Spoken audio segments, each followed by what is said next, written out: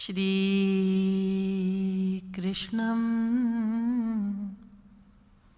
तदनन्तरं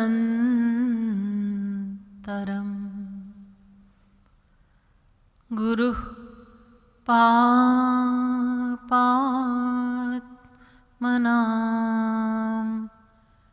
त्राता श्रीकृष्णस्त्वमलात्मना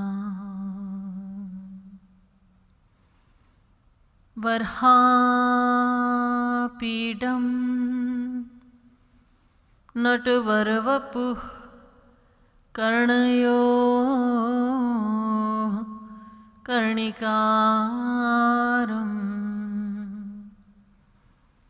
बिभ्रद्वासः कनककपिशं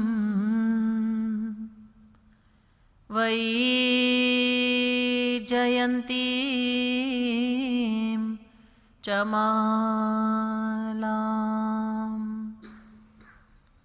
रन्ध्रान् वेणोरधरसुधया पूरयन् गोपवृन्दैर्वृन्दारण्यं स्वपदरमणं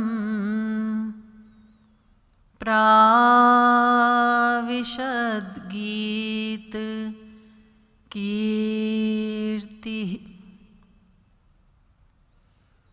नमः कमलना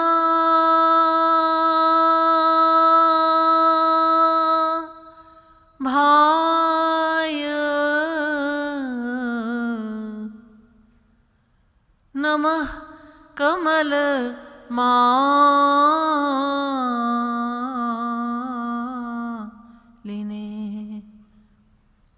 नमः कमल पादाय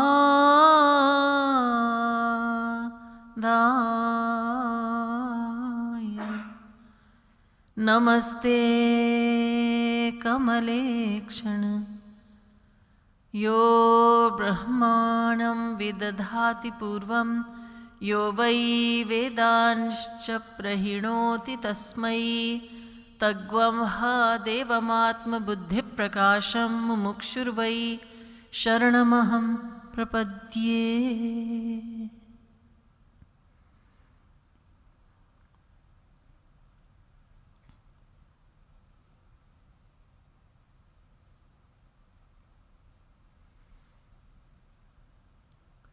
Seekers of divine bliss, now let's chant for a few moments before I start the discourse.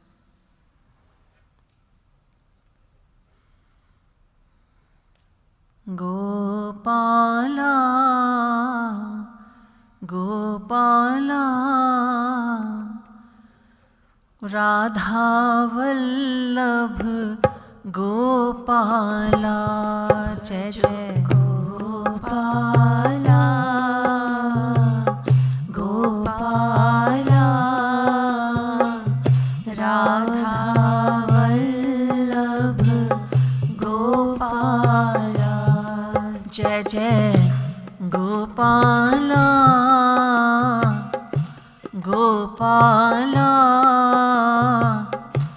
Radha Vallabh Gopala, Jai Jai Gopala, Gopala, Radha Vallabh Gopala, Jai Jai Gopala,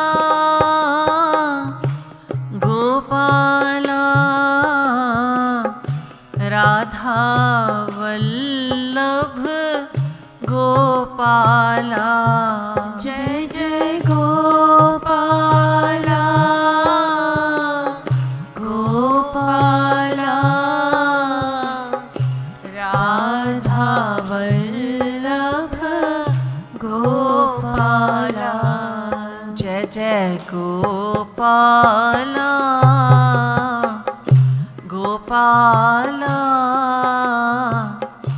Radha Vallabh Gopala जय जय गोपाला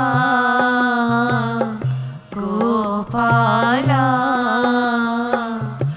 राधा वल्लभ गोपाला जय जय गोपाला गोपाला राधा वल्लभ गोपाला जय जय गोपाला गोपाला राधा वल्लभ गोपाला जय जय गोपाला गोपाला राधा वल्लभ गोपाला जय जय गोपाला गोपाला राधा वल्लभ गोपाला जय जय गोपाला गोपाला राधा वल्लभ गोपाला जय जय गोपाला गोपाला राधा वल्लभ गोपाला जय जय गोपाला गोपाला राधा वल्लभ गोपाला जय जय Gopala Gopala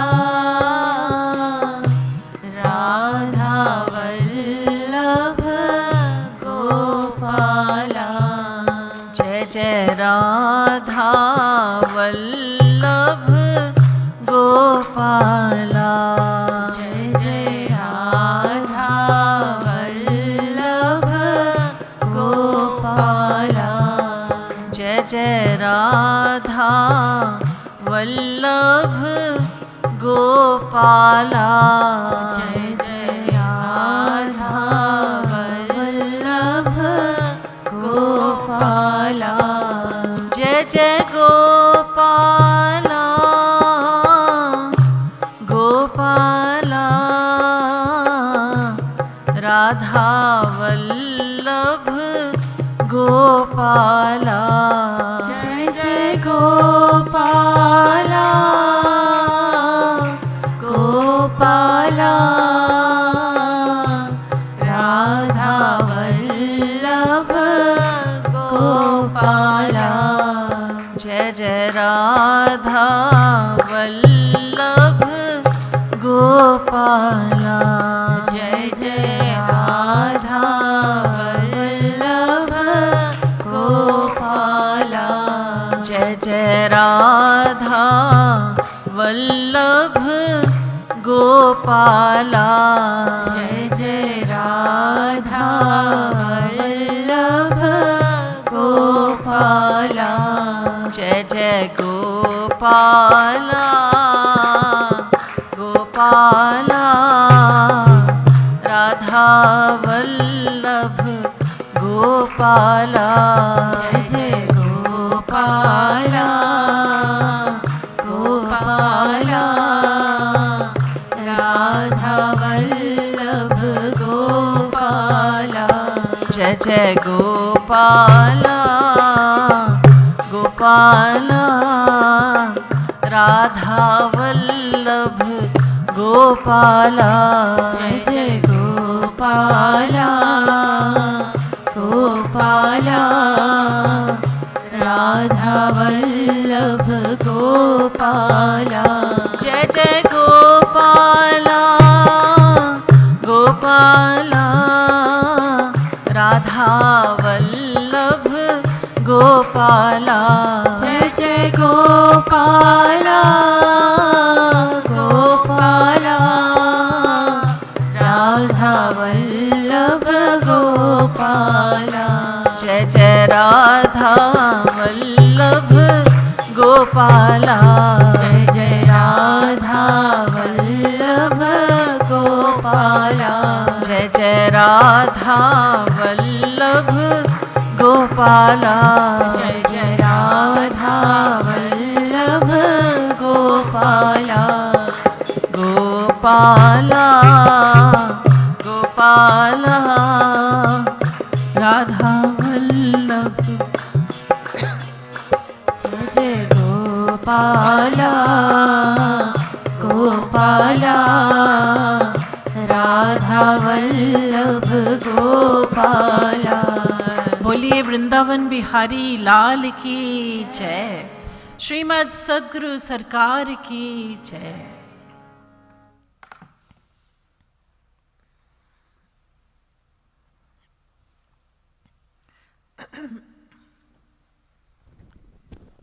Devotional listeners, now I humbly request your full attention. My topic for tonight is similar to the topics of yesterday and day before. The impediments in devotional practice. Because we are trying to find out how to gauge our devotional progress, where we are on the path. We want to gauge that. We've talked about that.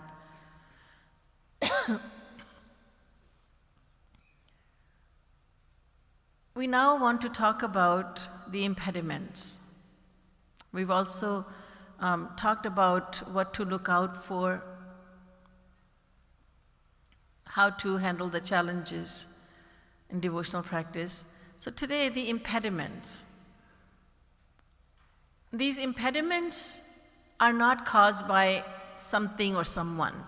These impediments are caused by our own mind. Please bear that in mind. As we walk on the devotional path, we think to ourselves, this is not the first time I've done devotion. This life is not my one and only life in which I am practicing bhakti. I have practiced devotion in innumerable past lifetimes. So the question comes to mind, why have I not yet reached the destination? No matter how long the path is, yet we should have reached our destination by now after walking on it for innumerable lives. The fact is that there are some impediments that have kept us back, and so let's talk about them. Saints call them abhav. These are the shortcomings. There is, first of all, jihmabhav. Jihmabhav means lack of simplicity. God loves a simple heart, a pure heart. Nirmal man jan so mohi pava, mohi kapat chal chhidr na bhava. Bhagwan Ram says, I love a guileless heart, a heart which is devoid of tricks and treachery. I want a pure heart, that's what I like. I will accept the pure-hearted one.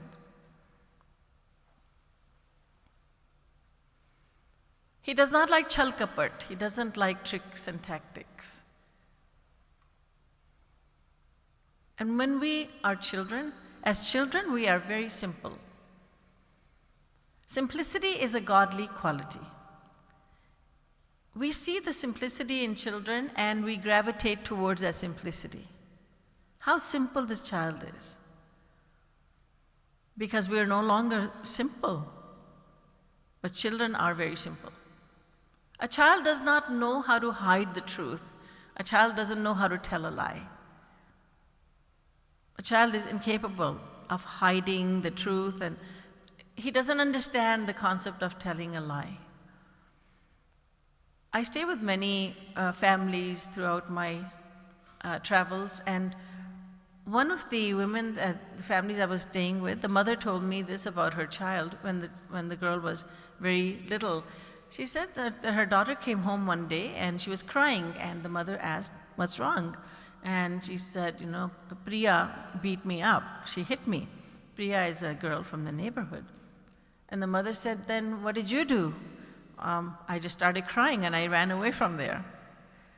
And the mother said, "No, no, no. If she does that, then you must hit her also." And so the girl understood that. Now the mother forgot all about what she had said. And about 3 weeks later, she invited the neighbors, the same neighbors, Priya's parents, to the house for dinner. And when the doorbell rang, the little girl went to get the door. And she opened the door and she sees Priya with her mother and father. And immediately, she doesn't let them in. She yells out to her mom, "Mommy, Priya's here. Can I beat her up now?" And the mother was amazed. What is she saying? She ran up and she offered some excuse. "Oh, you silly girl. And what are you talking about? Of course you shouldn't beat her up." "But mommy, you said so." And the mother is embarrassed. She has forgotten all about what she has said. But the little girl, she has just blurted that out. The mother takes her little girl to task. "Why did you say that I told you to beat her up?" "Because you said so." Children don't understand the concept of hiding the truth, concept of telling lies. Very simple. They're very, very simple. We all know that. A little child, an infant, is so happy drinking the mother's milk, which has no flavor added to it.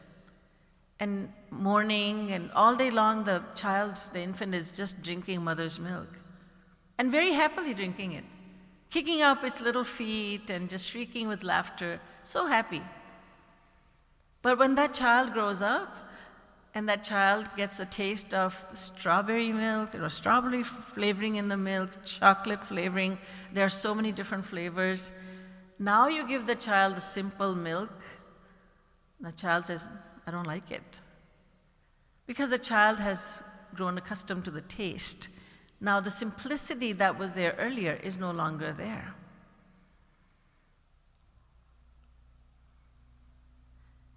We cannot say that, "Oh, God gave me a mind which is not simple. I'm not simple because of God. God gave me this mind." No, because we were all very simple at one point.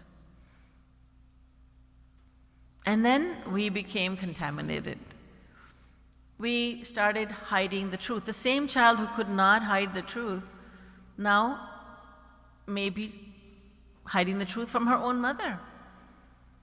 The child hides the truth from her own parents, then teachers and friends, and later on from superiors, from so many people. God says, "I want you to be simple like a child. Become like a little child internally. Be very, very simple, and I shall accept you." There was a very simple-hearted man who was a poor man, and he used to eke out a living by performing his acrobatic skills in the streets. So he would perform for onlookers, and they would throw some coins in his hat, and that's how he managed to support himself.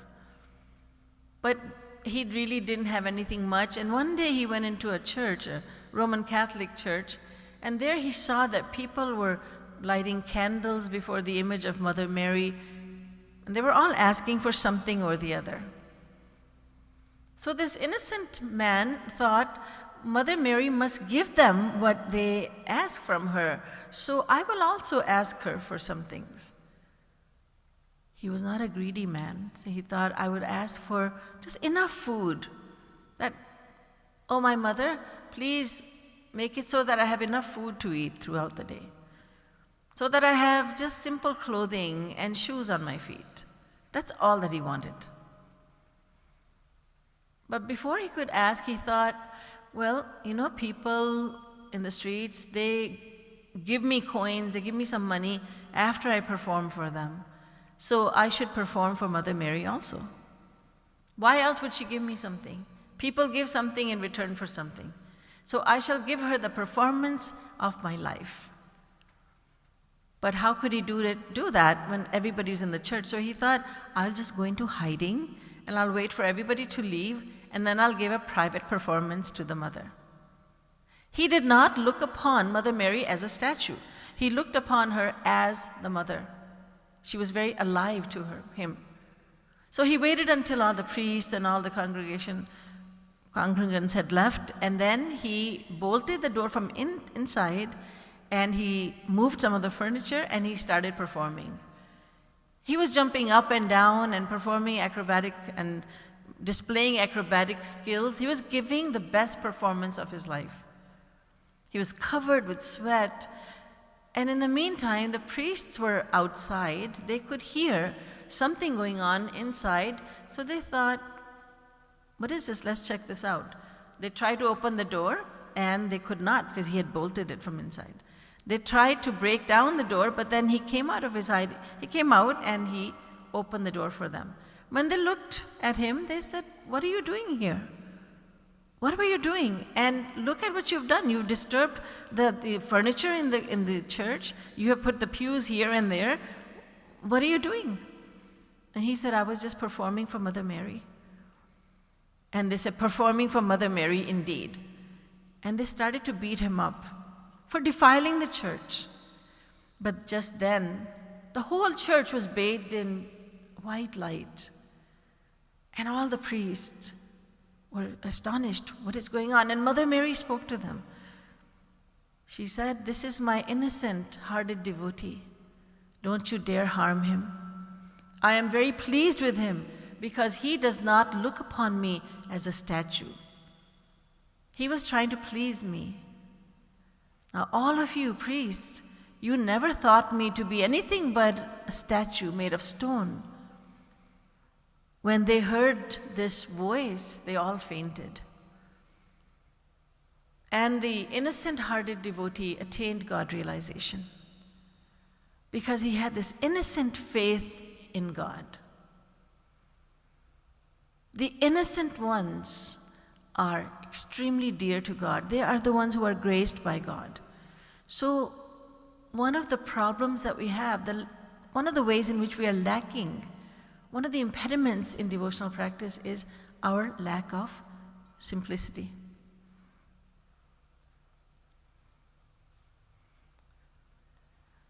Another abhav or shortcoming is anarit bhav. It is called anarit bhav by saints. And what it is that we tend to hide who we are really, and we try to show to the world what we are really not. We try to hide the reality and display the artificiality. We try very, very hard. We labor very hard to look good in the eyes of others.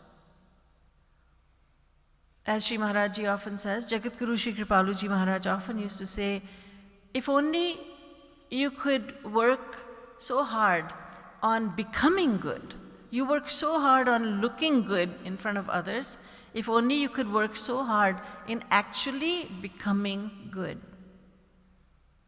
So we have to look inside our heart and we have to think for ourselves, do I just want to look good in the eyes of others?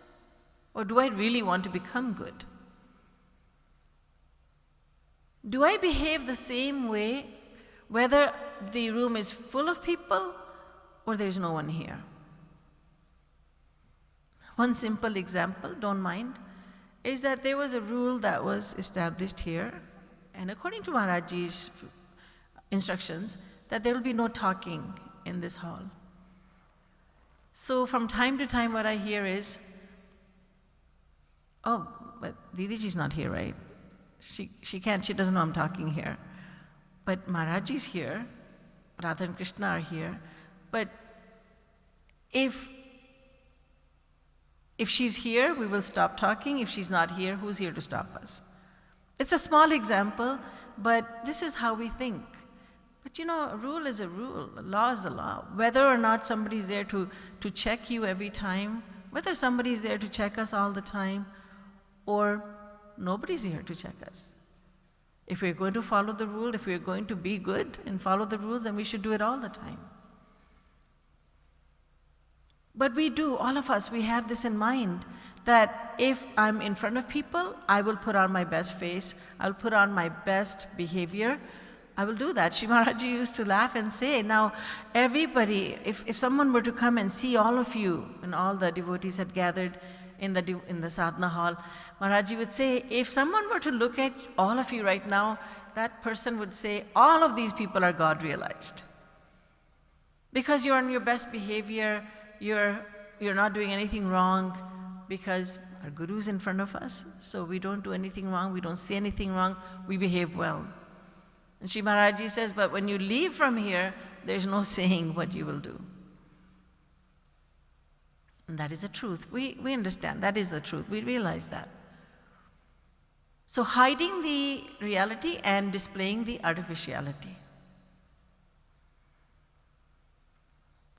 In the times of Gauranga Mahaprabhu, there lived two brothers by the name Jagai and Madhai. These are their nicknames, I'm sure.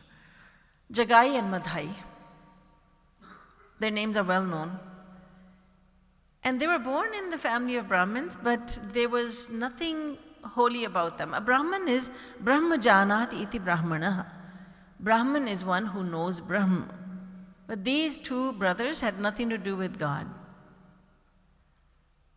They committed atrocities against devotees. They would get drunk and they would beat up on devotees. They behaved really badly. But when they finally came to their senses, they fell at the lotus feet of Gauranga Mahaprabhu and said, Maharaj, how can we repent for all our bad behavior, for all the sins we have committed? What is the atonement?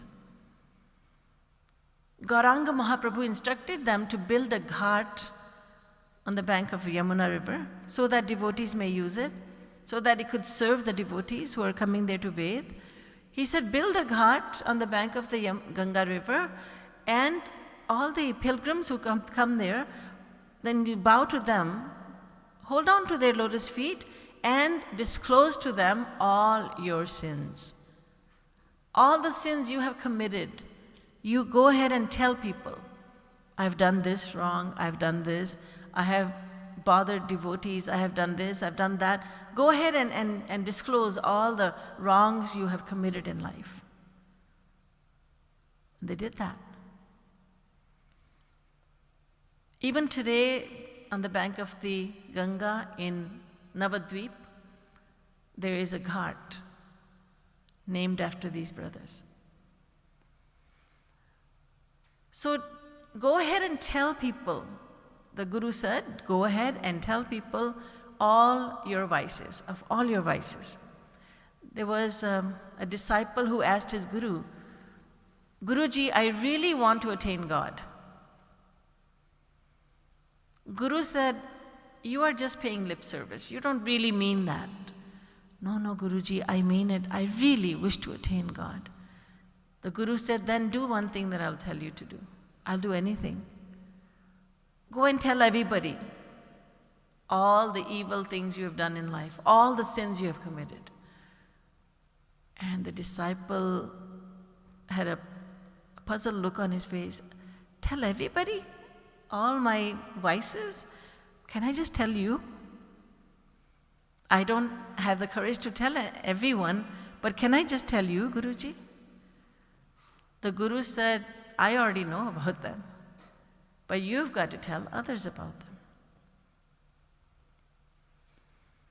So, Anarita Bhav means hiding the reality. From the Ramayana, in the Ramayana we read about Vibhishan, Ravan's younger brother. When he went to Bhagwan Ram's camp, Sugriv saw him and he alerted Bhagwan Sri Ram that this Vibhishan, he has come here and I'm sure he's here as a spy. Bhed hamar len shat ava rakhiya bandhi mohi as bhava. He's here as a spy, my lord, and I suggest that we tie him up so that he may not go back to Raman and tell him all our secrets. Bhagwan Ram said, Sakhe, so humble he is. Oh friend, what you say is right for everyone else, but it is my law that whosoever surrenders to me will attain my grace. Even if it is Ravan himself, I will grace him also. He just needs to come to me and surrender to me.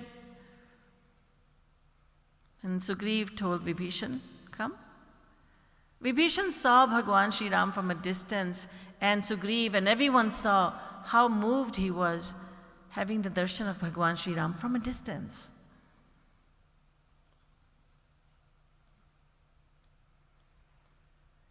His eyes were shedding tears, he was trembling, he had goosebumps on his skin. You could see that he was moved. After some time, he composed himself, and Bhagwan Sri Ram wanted to know who he was. So he said, Nath dashanan kar mein bhrata, nishichar vansh janm surtrata. Maharaj, I must tell you that I am the brother of Dashanan, the 10-headed Ravan, your enemy. In other words, you may reject me if you like. And my Lord, I am born in the family of Asurs. That's who I am. But that doesn't matter because Prahlad was also born in the family of Asurs. He was such a great devotee. No, Maharaj, I'm very different from Prahlad because I love to commit sins. Sahaj paap kar tamas deha. Jatha ulu kahi tam par neha. Just as an owl has a natural love for darkness. Everyone else can see in the light and we cannot see in the dark. But the owl is unique in that it does not see in daytime, but it sees in the dark. So just as an owl has a natural love for darkness, in the same way, my mind has a natural propensity for committing sins. That's who I am. You may accept me or reject me, but this is who I am. Vibhishan, is a great devotee of Bhagwan Sri Ram, but he's saying that he is a sinner, that he is born in a family of Asurs, and that he loves to commit sins. And that is not true of him. But his humility is such that he's saying this.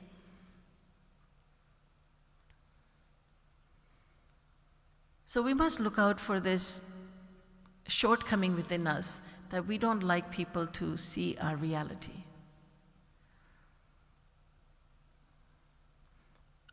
Next, there's Maya Bhav. There's another shortcoming within us. Maya Bhav means that we may have a tiny bit of devotion within, but we like to show that we are very great devotees. A couple of tears come into the eyes and pride comes in. We want to show others that we are very good and very devoted. And when someone comes up and says, you are so good, you're such a great devotee, we protest, but not in earnest. We're not genuinely protesting when we say, oh, stop it. I'm nothing. I'm not a good devotee. I'm nothing. No, please don't say that. But inwardly, we are very happy. This is a good man. This is a good lady. She said, I'm a good devotee. And saints are saying, sammanam kalayati ghora garalam nicha apamanam sudham. Regard praise as poison and regard criticism as nectar. But our reality is that we like to hear words of praise. Sri Maharaji gave many instructions in the ashram inmates, in the ashram vasis. One of the things Sri Maharaji said was, apni burai sunne ka shauk paida karo. Develop a fondness for hearing others criticizing you. Develop that fondness. It's not there, but go ahead and shauk paida karo. Develop that fondness. So that one day you will really like it when somebody criticizes you and finds faults with you. We are not there yet, but if we try, we will be there. Maya Bhav. let's say the kirtan is going on in a temple, and a woman, she starts to cry, and she gets up and she starts dancing. People say, oh my God, she's a gopi. That's Mirabai. The same woman, she goes home, and on the way home, she fights with 10 people, fights with her neighbor, fights with her husband, fights with everybody. Was she in bhav? People say, oh, bhav mein chali gayi. Is that bhav, this great devotional sentiments? She was in bhav, now she's in tav. There was so much devotion being manifested, and now there's so much anger, envy, pride, everything is going on. We must always think that a couple of tears when they come into our eyes, if we are able to shed tears, then it is really due to the grace of God and Guru, and more of Guru's grace. My Guru has taught me this, my Guru has given me these tears. I must not become proud of them. They're not due to my effort, they're due to my Guru's grace. The pride comes in. Very easy for pride to come in. So the number 4 is tushti. Tushti is santushti, meaning satisfaction. To become satisfied in devotion means that devotion will stop right there. We cannot progress any further. I'm satisfied with what I am doing, what I have done, no more. One of the ways in which we are satisfied is that we say, it's called Ishwar Tushti. I am not making progress in devotion. My mind doesn't take delight in thinking about Sham Sundar. Man nahi lagta Bhagwan mein. Hari Ichha. God does not want me to make progress in devotion, so it is all His will. Is it His will? No.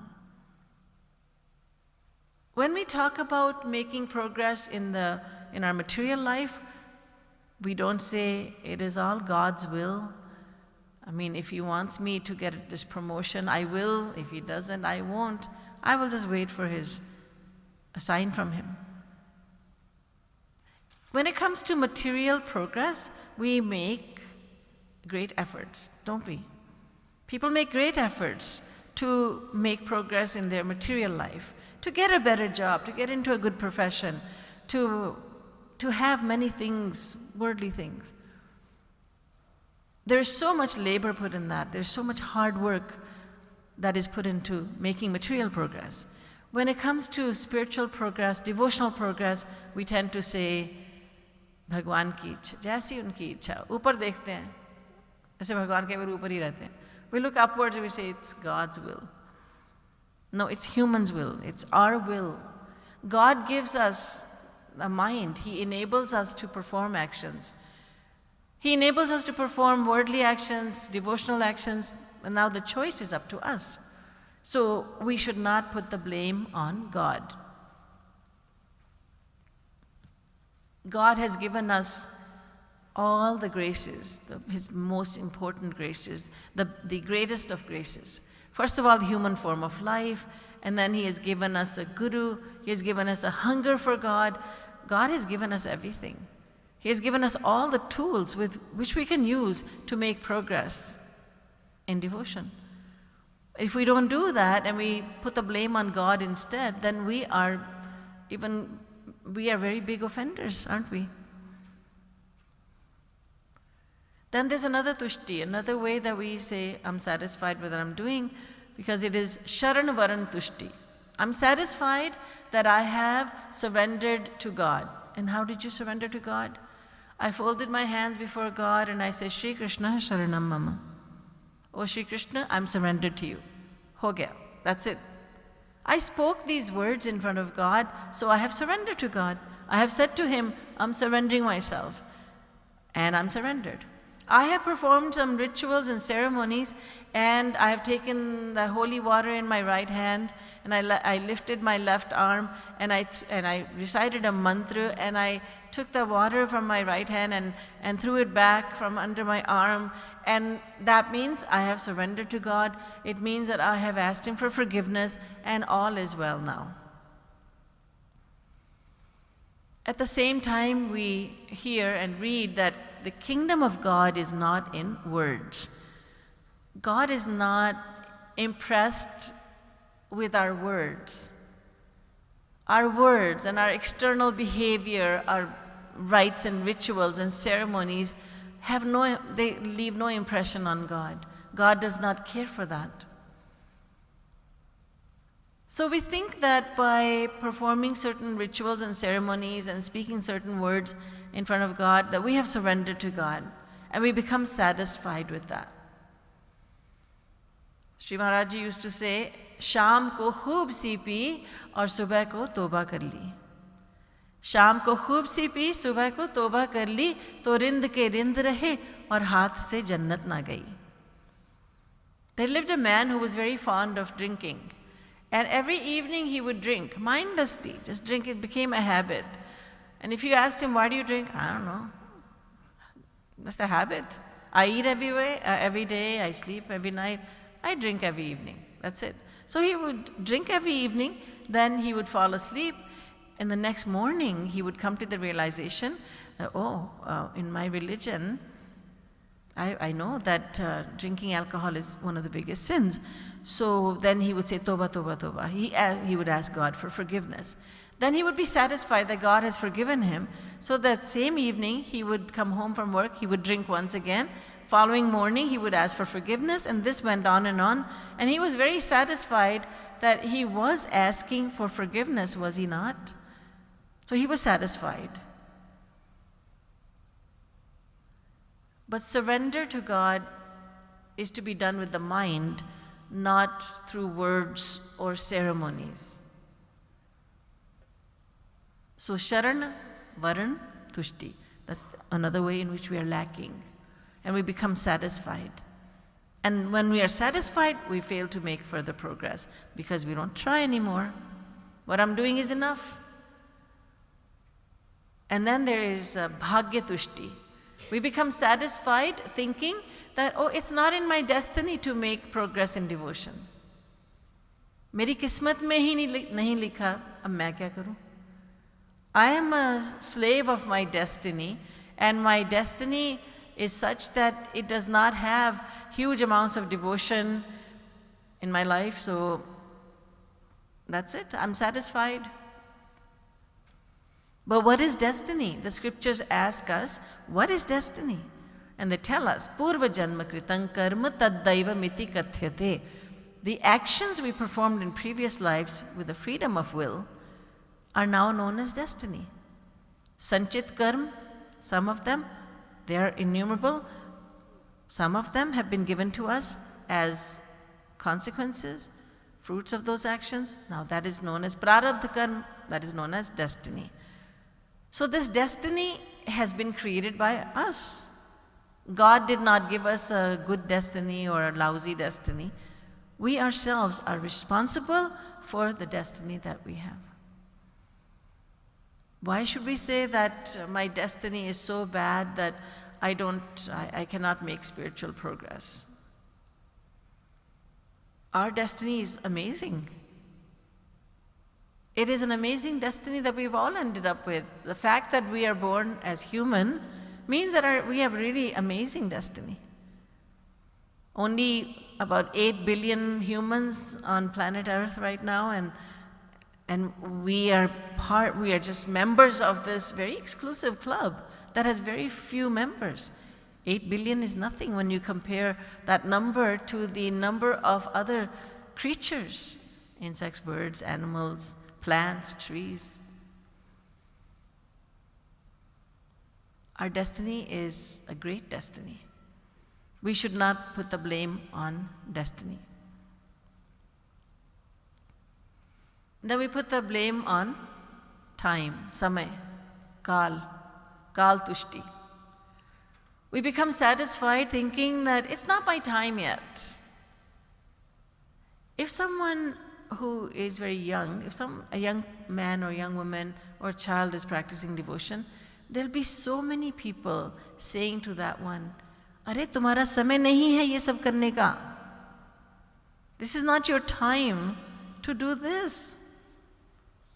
Abhi to mauj masti karo. Enjoy your life." Do they think that practicing devotion is something very painful? That it's not enjoyable? I think that's the thinking. Enjoy yourself in life. Why are you doing this Radhe Radhe? Why are you doing this devotion? At this age? At this age? Time. It's not your time yet. But every time we were born human, we thought about ourselves and about others that it's not time to do devotion. It's not my time yet. But we think that in childhood, we think that in youth, we think that in middle age, and even in old age. It's not time. When will the right time come? When will the season come, the devotional season, when we're supposed to practice devotion?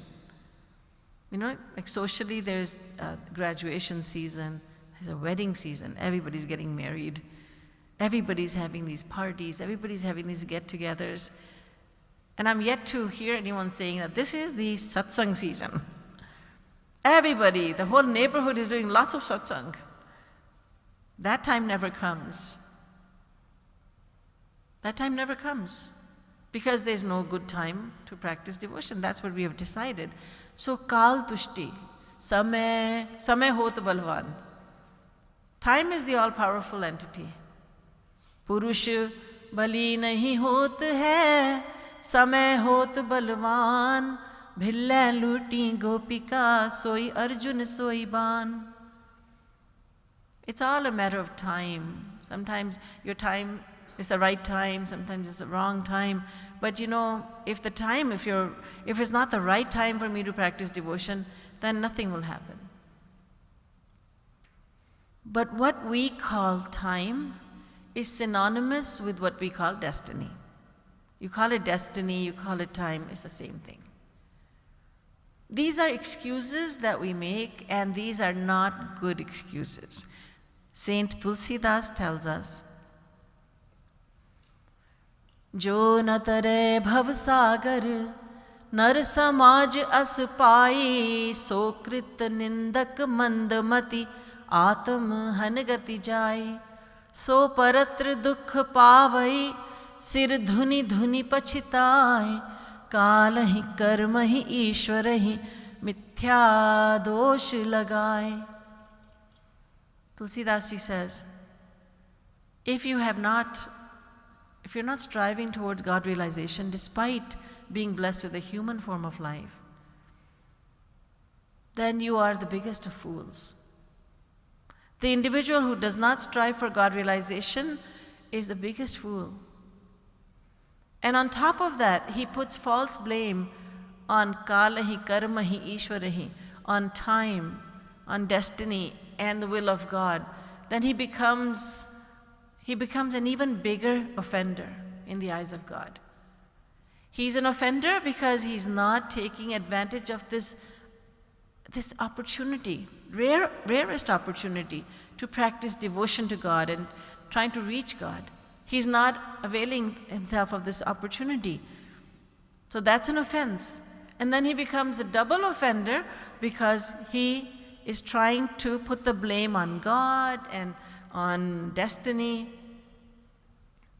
on the will of God and on destiny and on time. These are the words of Tulsidas ji.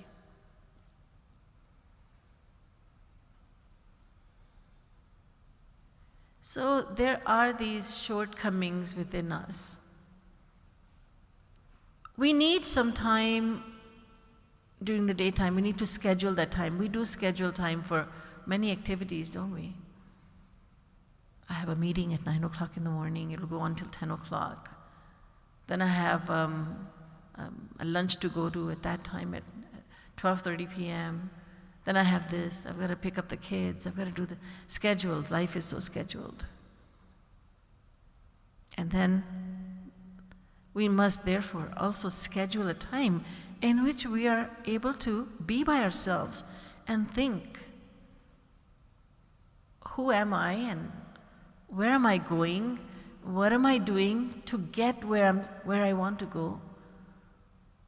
What is missing in my devotion? What are my faults? How do I fix them? Let's become aware. We need to have some time in which to become aware of our faults, our shortcomings. We should not become so busy that there's no time to sit quietly and do some reflection. That Atma Nirikshan is not just for the camps and retreats. It's to be done every day by ourselves. Nobody's there to guide us because we already have the guidance. There's nobody there to say, okay, now a person is there, say, okay, now do Atma Nirikshan. We should know that ourselves now. We must do that. We must examine ourselves. We must think. And strip away all the layers, all the artificialities. I am this, I am that. I'm just a child of God. I am not male or female. I'm not a Hindu or I'm not a Brahmin. I'm not a Kshatriya. I'm not this, I'm not that. I'm not somebody's wife or husband or mother or sister or brother. I am just a child of God. That's who I am. If I strip away all the layers, everything, then I am left with just one thing, and that is I am a child of God. That's who I am. My aim is to go to God. My aim is to go home. I've never been there. But now I have learned from my Guru where my home is. My true home is Golok. I wish to get there. You see, if we're not really spending time thinking about our goal in life, then how are we going to make necessary efforts to get to that goal? Because we tend to forget very easily. We tend to remember unnecessary information. We retain it really well. And Maharaji used to test us. He would ask randomly, did you like my lecture? And someone would say, yes, Maharaji, it was great. What did I say? What did I say in the lecture? Maharaji, you quoted from so many scriptures. I think you quoted from like 50 scriptures. I'm not asking that. I'm asking, what did I say? It was a wonderful lecture. What did I say? What was the message? I forget. It was only half an hour ago, Maharaji would ask us. He would tell us, it was only half an hour ago. We tend to forget the very important things. But we remember, in that movie, and Amitabh Bachchan, that old movie, in that movie he was really good and he acted really well. And that one, and that's going on in the world. And last year this happened in Syria, and we know all about the world, we know all about our neighbors, we know all those unnecessary information we are retaining, but the important things we forget. That's another reason why we need to remind ourselves, hey, listen, get back on track. What are you here for? What are you doing? Are your actions during the day, are they reflecting the fact that your goal is to go to God? No, my actions of this day today reflect that I am fully attached to the world. I better be careful. Let's not be fooled by our mind which says, you are really going very fast towards your destination. You're doing, everything's good, all is good. No, let's take ourselves to task and ask, am I really making progress? Am I really taking the steps at least that will make me progress on the path? It will take me closer to God. Did I do anything today that will take me closer to God? What are my actions of today? What did I do? What did I think about? What sort of conversations did I have? What did I listen to today? We need to do this. Because there are many, many things wrong inside. And if we don't remind ourselves, they'll just keep on going, and we will build on those. We will build on those weaknesses. Our weaknesses will become bigger and bigger. But when we take ourselves to task and say, look, did I do anything worthwhile today? then a blissful moment comes, a blissful day comes when we are able to see our own faults. Then you can say, oh my goodness, I'm beginning to see my own faults. That's great. I had a phone call from one of the satsangis and she said, I'm so happy today, so happy. And I said, what happened? She said, I have started looking at my own faults. So you were not looking at your own faults up until now? She said, no. Up until now, it was always my husband's fault, my in-laws' fault, this one's fault, that one's fault. But now I see that I am the one who's at fault. And she was thrilled. And isn't this a reason to celebrate? When we start looking at our own faults? When we start seeing what we are all about on the inside. Never mind how people perceive us. So much of the time is spent on thinking, what does she think of me? What does he think of me? What do they all think of me? Do they think I'm good? Do they think I'm nice? Or do they think I'm not good? I don't know. What do they think? What do they think? Somebody told me once she got very anxious and got very tense and really upset about something. And I said, what was that? She said, well, there was this lady, she didn't talk to me. So I started thinking, why does she talk to me? Does she think I'm not good enough to talk to? And I thought about it and I made myself sick. Now think about it. This person didn't even say anything. And the other one is thinking, why doesn't she say something to me? When people say something to us, then we mind it. When they don't say anything, why don't they say anything to me? So with our mind, we can think about anything. The power to do chintan, the ability to do chintan is an amazing power that we all have. To do chintan means to deliberately and repeatedly bring a certain thought into the mind. Deliberately bringing and repeatedly bringing good thoughts into the mind. We have the ability to do chintan. We have the ability to do chintan in a positive way or also in a negative way. But it serves us very well to do positive chintan. We have that ability. God has given that to us. So with this mind of ours, which is the most powerful tool we have, we must think about what is preventing us from making devotional progress. We must think, what is preventing me from going further towards my destination? What am I really like? What are my weaknesses? Yes, I know my strengths, but I have many more weaknesses. And what am I going to do about it? Okay, I will work on this. From today onwards, I'm going to work on this. I mind people's words very easily. I'm very sensitive, and that's because of my ego. So I will work on this. And in this way, as we work on these shortcomings, then we definitely make progress, not only because of our labor, but also, more significantly, because God and Guru get serious about us when we get serious about our own progress. Jo tu dhave ek pag to main dhaun 60. Bhagwan promises us that if we take one baby step towards him, he will run 60 steps to meet us. So God and Guru are here to help us, to grace us. We must never give up hope. We must always try to improve ourselves by being aware of our weaknesses and the impediments in devotional practice. Boliye Vrindavan Bihari Lal ki Jai. Srimad Sadguru Sarkar ki Jai. Jai Jai Shri Radhe. Jai Jai Shri Radhe. Jai Jai Shri Radhe.